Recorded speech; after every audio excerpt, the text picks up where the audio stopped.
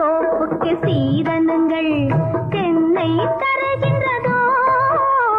சிந்தாத தேன் துளி பருகவென்று என்னை அழைக்கின்றதோ சின்னத்தேரில் நீயும் நானும் சிலைகள் ஆகலாம் சின்னத்தேரில் நீயும் நானும் சிலைகள் ஆகலாம் நல்ல சிவப்பு ரோஜா மாலை சூடும் தெய்வத் திருநாளாம் தெய்வத் திருநாளாம்